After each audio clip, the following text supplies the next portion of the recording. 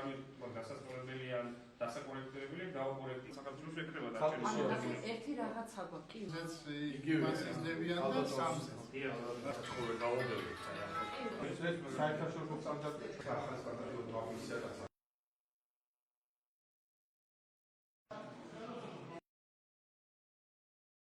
დევნილ მოსახლეობასთან ერთად იმ ოჯახებთან, ოჯახის წევრებთან ერთად მოვინახულეთ ფაქტიურად უკვე დასრულებული, გარემონტებული ბინები, რომლებიც აქ უნდა გადმოვიდნენ, აქ უნდა იცხოვრონ.